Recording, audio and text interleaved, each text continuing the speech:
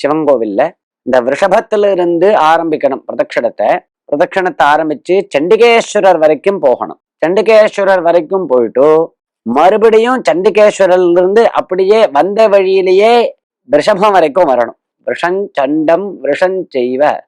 அப்புறம் அங்கிருந்து கிளம்பி சோமசூத்திரம் வரைக்கும் போகணும். அது என்னது அது சோமசூத்திரம் அப்படின்னா, அபிஷேகம் பண்ணி அந்த ஜலம் விழற இடத்துக்கு சோமசூத்திரம் அப்படின்னு பேரு.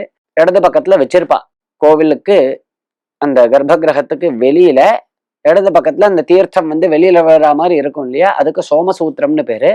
அந்த இடம் வரைக்கும் போகணும். அதாவது ரிஷபத்திலிருந்து சண்டிகேஸ்வரர் வரைக்கும் போய் சண்டிகேஸ்வரர்ல இருந்து மறுபடியும் ரிஷபம் வரைக்கும் வந்துட்டு மறுபடியும் சோமசூத்திரம் வரைக்கும் போகணும். ரிஷபத்துல இருந்து விஷஞ்சண்டம் விஷஞ்செய்வ சோமசூத்திரம். மறுபடியும் வந்த வழியே திரும்பி ரிஷபத்துக்கிட்ட வரணும்.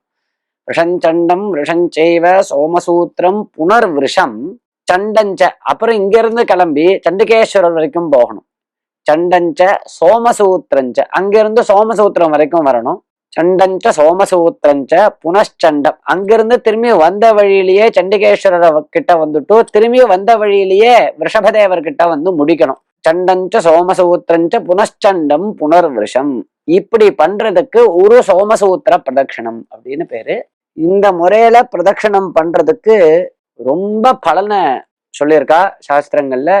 அதுவும் மகாபிரதோஷ காலத்துல இந்த மாதிரி பிரதட்சணம் பண்றதுங்கிறது நமது அனைத்து பாபங்களையும் போக்கும், தாரித்ரியத்தை போக்கும், அஷ்டைஸ்வரியத்தை கொடுக்கும் அப்படின்னு சாஸ்திரங்கள். இது கொஞ்சம் புரிஞ்சுக்கிறதுக்கு சிரமமா இருக்கும். பண்ண ஆரம்பிச்சுட்டோம் அப்படின்னா சுலபமாக ஆயிடும்.